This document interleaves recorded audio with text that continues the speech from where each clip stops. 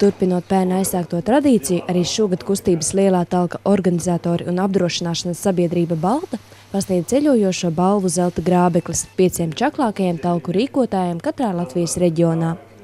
Zelta grābeklis tiek pasniegts katru Latvijas reģionu labākajam talkas rīkotājiem atbildīgajam, kurš izcēlies ar īpaši aktīvu iesaistīšanos Lielās talkas norisē un ir sniedzis ievērojumu ieguldījumu sava reģiona vietu sakopšanā un satīrīšanā.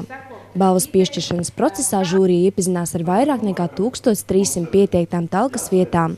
Latgales reģionā šo balvu tika izvirzīti 3 pretendenti – Aivars Smelcers no Līvānu novada domes, Sanita Pinupe no Līvānu bērnu un jauniešu centra un lielās balvas un godraksta ieguvēja Elvīra Vorošene no Līksnas pagasta pārvaldes. Līksna izcēlās īpaši tādēļ, kad bija ļoti daudz dalībnieku, visas paaudzes.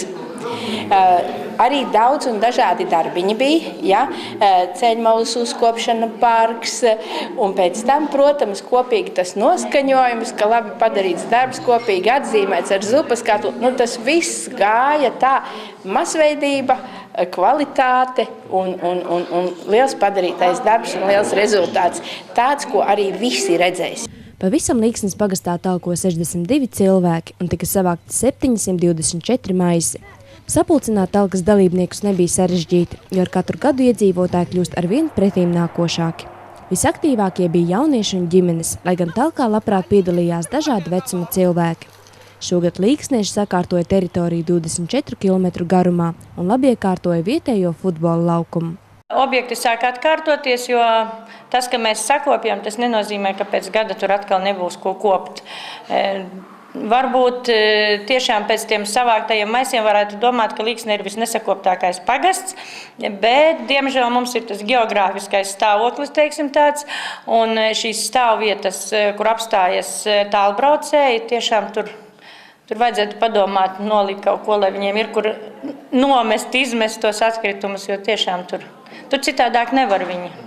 Ikdienā Elvīra Vorošene strādā par Līksnes pagasta pārvaldes sociālo darbinieci. Citi viņu raksturo kā strādīgu, aktīvu un gaišu cilvēku. Tāpēc nevelti viņai izdevies apvienot talciniekus lielajiem darbiem.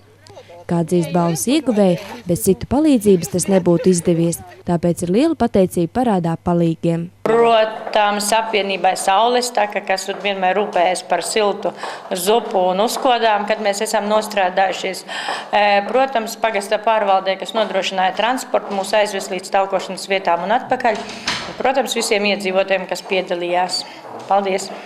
Jācer, ka nākamgad atkritumu kaudzes kļūst arvien mazākas un iedzīvotāji apzinīgāki, lai ne tikai Līksnes pagasts, bet arī visa Latvija kļūtu vēl skaistāka un sakoptāka.